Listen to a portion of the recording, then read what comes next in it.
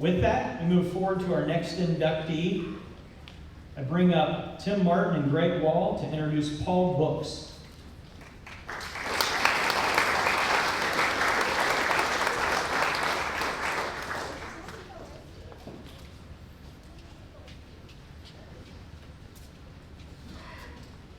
Well, I'm back again. If you kind of read that little article about me, I was a busy man here coaching football, track, and wrestling. So I'll have a lot of different people to speak about. Before I get into Paul's little the speech I have here, I want you to know I hadn't seen Paul. I just got a new flip phone, not a flip phone, a smartphone not too long ago, but learning how to use it. I got a flip phone. I'm kind of an old school person, and he wanted to come over and visit. He wanted to look through some old records and everything. He said, "Sure, come on over." And as we talked, and I got to hear about his life and his family. You know, I'm impressed. You know, Paul's turned into a really hard-working young man with great goals for his family, and I'm excited for him and his family. So they should be excited too. With that said, here we go, Paul.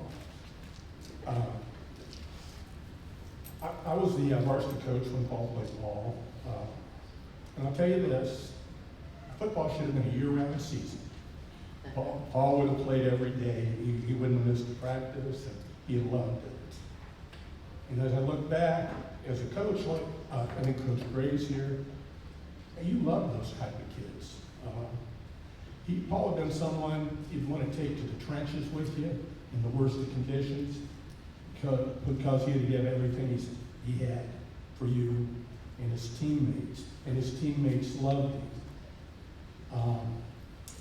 Probably the only time that you didn't love him was Wednesday afternoon. That was a defensive practice where we did tackling drills.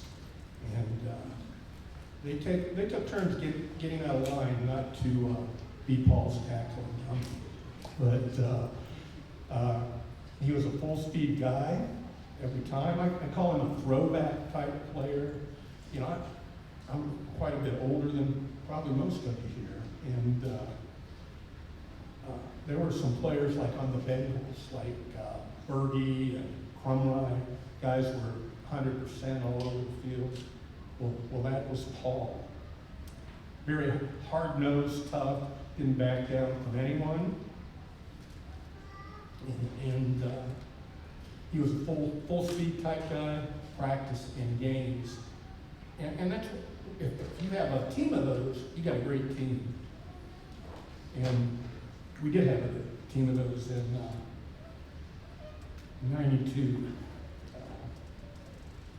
So another thing about Paul was his physical toughness. He never missed a snap in 30 games. Never missed a snap in 3 years of practice.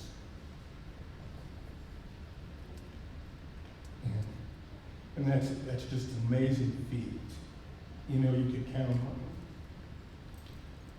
With that said, he was hard to keep off the game field on Friday night. But here's the positions Paul played in high school. Offensively, he played fullback, tailback, and tight end at different times. On defense, he played either the inside or outside linebacker position for us. He was a place kicker. He was a punter. He played on the hands team when the other team was trying to onside kick us, kickoff return team, and the kickoff team. I don't think there's any other team on the field. So he played on all those. And to top it off, to get back on the field, if we had a good advantage on someone, always liked to sub the players in that hadn't been in the game as number twos and reserves. Paul would carry the water out to him one time out just to get back out on the game field. So, what a team guy. What a team guy. Our senior year, his senior year, I was already a senior at the time, but his senior year, what a season. A tremendous group of young men, and Paul was one of the leaders of the group. Finished 10-0, won the FAVC. First unbeaten team ever at Little Miami in football, and I think it's still the case today. Made the state playoffs for the first time. Winning our regional, we were the #1 team in the regional, and won that first game and lost a heartbreaker the second game.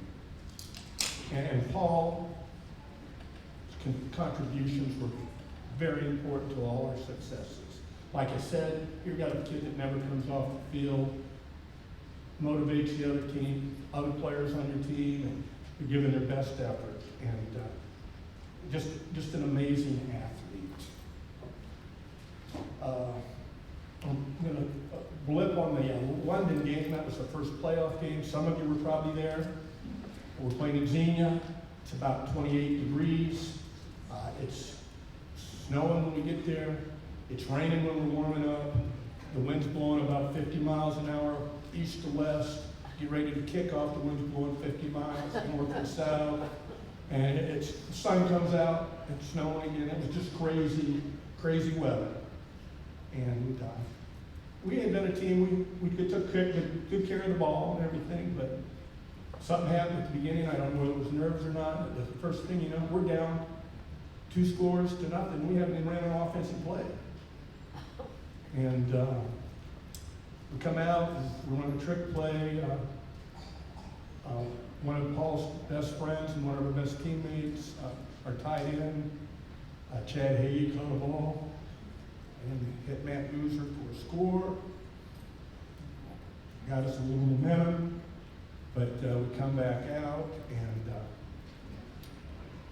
darn if that team doesn't go down to score on us again. They had a tailback, can't remember his last name, but all-state track kid, placed in the 100 at state, and ran at Bowling Green. He was fast. He was the fastest kid we'd seen all year. But late in the second quarter, I don't think Paul had got a good tackle on him the whole game. He's trying to slip through on the offensive left side of the ball. And Paul got a good run at him, and that kid was at full speed, and Paul was coming at an angle. That kid finally fell down over where the LM is. He finally hit the ground. Feet were trying to catch up with his body, and he went down, he got up and looked around, and wanted to know what hit him. And so that was a good for our team, good for our defense. About 5 plays later, they managed to pick up the first down. But he came through that same hole, and if I remember right, he was kind of looking for Paul. And Greg Wall come in from the other side and gave him a worse hit. And that changed the whole outcome of our game, I believe. That kid was not the state track sprinter the rest of the game. And it gave the rest of our defense a little confidence. But, those are 2 plays I remember. And I know Coach Gray's here, and we made a great adjustment at halftime. It was very simple. We backed our linebackers up a step. That's all we did. So they were able to scrape against that kid's speed. But here we go. We're going to talk about some first team records. That was Paul. Paul is a big part of setting. I'm going to start with offensive records first. Total yards per game. We broke the old record. It was 309. I'm sure the way they throw the ball around nowadays, that's way in the past. Rushing yards. We were a physical team, and Paul was part of that. One of the reasons we were. And we rushed for 254 yards a game, and the career rushing average for a team on the season. He had 2,554 yards. And Paul ran the ball. He blocked for the other two running backs, Ryan Woodruff and Paul Hooks. And our quarterback, Jason Haynes, could even sneak in there once in a while and gave us the yards. But Paul was a big part of those records. Now, the defensive records for careers, for school records, these are pretty impressive. And like I said, Paul was our leading tackler. He's all over the field, physical guy. Points allowed per game were 6.9 per game. That's less than a touchdown and an extra point. The opposing team's got 126 yards a game against us, which is, you love that. And a big thing that wins a lot of games for you are turnovers. And team forced 38 turnovers, and Paul was involved in himself along with 5 of those out of 38. In Paul's career, I only have, the records I have go from when Coach Schad in 1983 was a coach until I ended my coaching in 99. Regular season tackles, he had 341. If you go 10 games, he is actually a couple behind one of his teammates, John Mueller, who's here.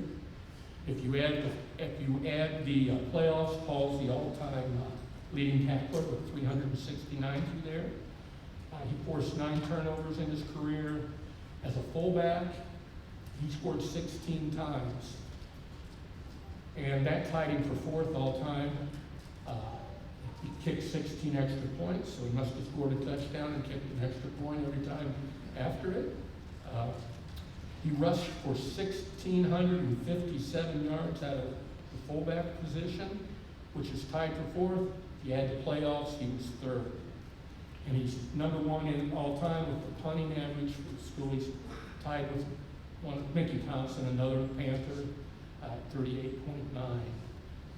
Now I'm going to go back and look at a couple of those other records. And this is what also makes it amazing. The 2 guys that are ahead of him were both his teammates, Ryan Woodruff and Nathan Lamb. So we had three horses on that team. End of the season awards for Paul. The Western Star, and I say this every time I'm up here, I love that little newspaper. It covered the county, sports, business, news, education, out of Lebanon for years. And they were very fair to everyone in the county. Schools that were covered were Mason, Lebanon, Springboro, Kings, Little Miami, Franklin once in a while, Clinton Massey once in a while. Well, the Western Star honored Paul all 3 years. Honorable mention as a sophomore linebacker. Special mention as a junior linebacker. First team linebacker as a senior. But more impressively, he was voted the whole area Player of the Year in 1992. In the FABC, second team as a sophomore, second team as a junior, first team as a senior, and voted by the coaches Defensive Player of the Year in the FABC. He was also awarded an award from the Cincinnati media. They vote on him. For some reason, they clumped Division 2 and 3 together down there. Division 1 always get all the breaks, bigger schools, but he was voted for both Division 2 and 3, first team linebacker. The Southwestern Ohio District voted him first team linebacker. And the state, he was second team All-Ohio middle linebacker in the state. And Paul has the distinction, along with Jay Todia, to be at that time the 2 highest ranked state players from Ohio, both on the second team. He got a chance to play in the East-West All-Star game, and if you saw his picture over there, him wearing his all-star jersey, coming over the top of the pile to make the tackle. And he also, what was cool about that, two of his other teammates, Greg Wall here and Matt Boozer, also got a play in it. You know, it was cool, I got to coach him. So it was a cool thing, and he did very well there. He attended Lackawanna, and I was looking around to get him in somewhere when he got out of school, and I said, well, this doesn't look bad. First year of school, get a good chance to play. I didn't know what neighborhood it was in when I recommended it to him, but he got there and played a year and moved and had a much better experience this next stop. And, you know, we haven't had too many players like Paul. And I know I'm proud to coach him, and Coach Gray was a defensive coordinator, and I know he was proud to coach him. So that's what I have, Paul. You're up. Or Greg, excuse me. Greg's one of his best buddies here, and I hopefully didn't take anything you had to say. Greg. You absolutely did. That's what. Yeah, you absolutely stole my first joke. I'm going to say it. I've had the pleasure to know Paul since we were about 3 or 4 years old and went to nursery school together. And then we started playing football together shortly after that. So it was a great pleasure to play with him, and a lot of times it was a great pain as well, because he hit like a brick. In addition to that, all the accolades Coach covered, what most folks don't know about Paul is that he was also an incredible math tutor to all his teammates. We became experts at arithmetic, because like Coach said, once you did those one-on-one hit drills with him, you shook the cobwebs off, you got back in the line, and you quickly counted up where Paul was and where you were, and then you sneakily shuffled with the unsuspecting guys to your left and right, so you didn't have to hit him. From Little League to college, Paul Brooks was hands down the most intense football player and the hardest hitter I ever shared the field with. He always stood out at every level, elementary through high school, when we did the East-West game, and especially even in college. And that's a sentiment shared by not just those of us here tonight, but some comments talking to former college coaches and NFL players he played with. Terms like super athletic, toughness, leadership, intensity, love for the game, they come up repeatedly in their descriptions of Paul. But as great as he was as a player, he was even a better teammate and friend. Despite occasionally stealing a sack from his more deserving and better-looking defensive lineman, as a teammate, he was the first to celebrate your successes. He was the first one to help you up when you got knocked down. He did make fun of you. And he was the first one to carry you off the field if you were injured. He's also the type of friend that'll drive 300 miles through a blizzard when you're a college freshman far from home and you blow your ACL out and you're sitting in your recovery room. And this knucklehead pops in for about 2 or 3 hours to cheer you up before getting back in his car, driving 300 miles through a blizzard back to his college. And now in a fitting turn of karma, he's also the doctor who is passionate and skillful about healing and helping people as he was about breaking them as a football player. And if you get him talking about working and healing people, you see his eyes kind of light up like they used to when you'd see a tailback take the hand off of the quarterback and he had a straight line to him. So congrats, brother. It's very well deserved. You're the perfect representative from that team to get this award. We're all incredibly happy for you. Ladies and gentlemen, Paul Brooks.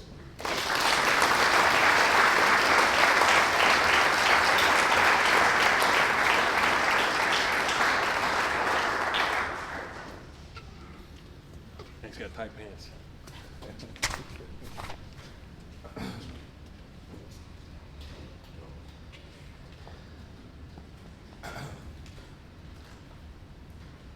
Thank you.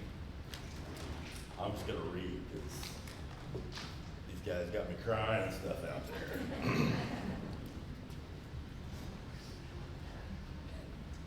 First I want to say thank you and show gratitude to the school and the AD and the committee and all everybody that put this together. I'm sure it was a lot of work.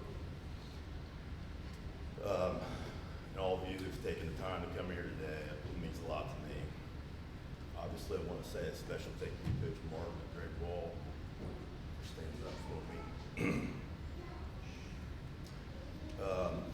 I got the call from Coach Martin, I actually thought he was calling to tell me about Chad Hagee, good friend we lost. I thought he was getting inducted. Because to me, he deserves to be up here before me. I would say he's the best athlete, all-around athlete anyway, that I've ever seen.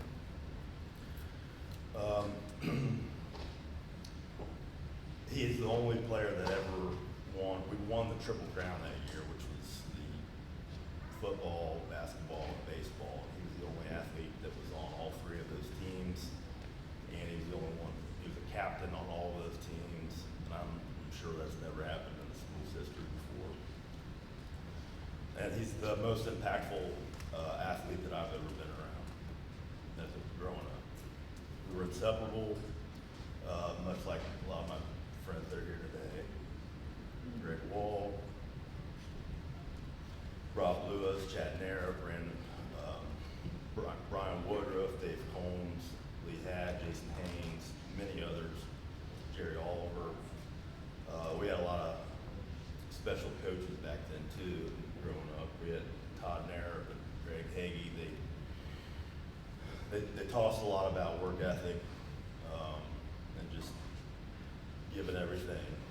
Todd Nair literally would get us in a tournament in basketball, I feel like every day of the week, in addition to our regular schedule.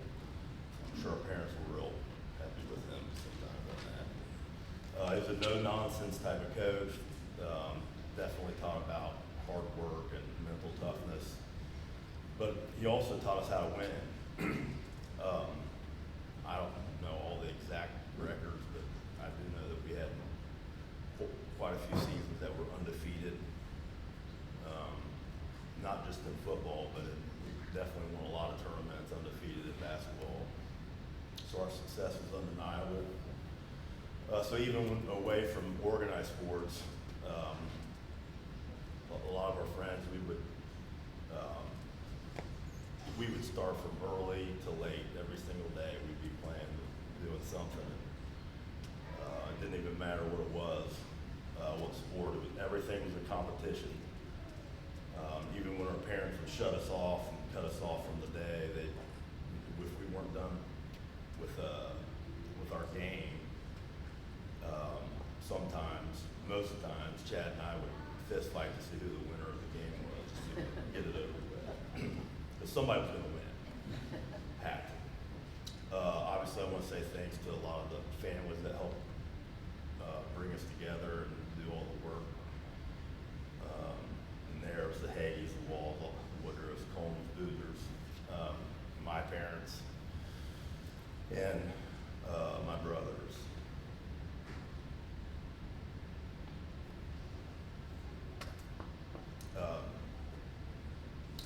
I think we fist fought 5 times a day for 18 years, so I got to thank my brothers for sure, and my grandpa, but and a lot of families that rallied behind the community. So, coming off of our elementary success, arriving in high school, we were a little bit faced with uncertainty because that's when Shad had just retired. They had the 80s locked up dominantly with football. I don't think we really knew much about Coach Martin yet, but once we did get to meet him and know him, we knew real quick that he had our backs, and it was easy for us to buy into his system, and that definitely meant a lot to our success. And just want to say he definitely deserves to be honored here today and be inducted for sure. So. We definitely took our lumps as sophomores and juniors. I think we were 2 and 8, 4 and 6. But the good thing about that is we actually had a lot of starters coming back, so we had some momentum and high expectations. With that, we were still low on numbers, so we kind of went around the school trying to recruit every kid that we could find just to make up a good team, and we ended up needing every one of them for our senior year. Not going to talk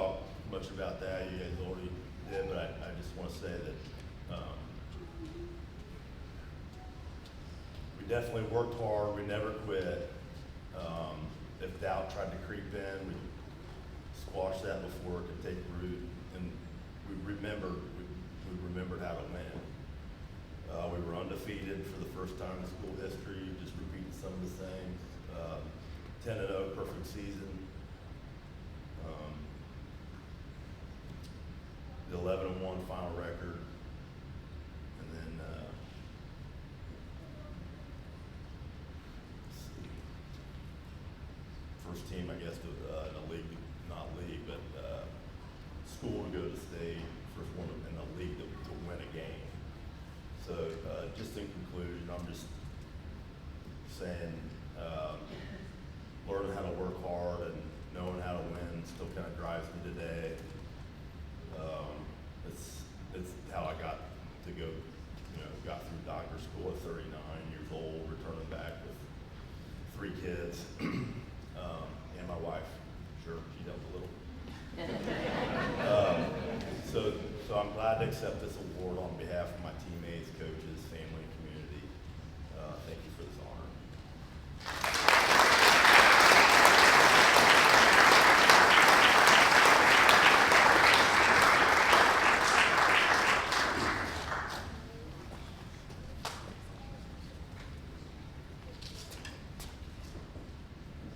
Congratulations, Paul. As a 4th generation Comet, I have to say I'm really proud of where our department is, repositioning ourselves in the Eastern Cincinnati Conference. We essentially are partnered with the schools that were original in the FABC. And I only make that point because as I've gotten to know Paul a little bit and read about his profile, I can tell you that the more I've learned, the names that come to mind to me if there were an all-time team in the FABC would be a Mark Edwards at Norwood, or Kelton Lindsay at Lebanon, Nathan Lamb from here at Little Miami, and Nick Wilson at Ross. And I have to say, I think Paul would be a part of that group too. What an incredible career and resume, so congratulations. I would like to also mention one other person that was brought up by Tim, and that's Coach Gray up top. For those of you who don't know, when we opened school this year, he had a pretty interesting introductory speech. It was awesome. But Coach has been here. He has been 46 years. Give him a round of applause.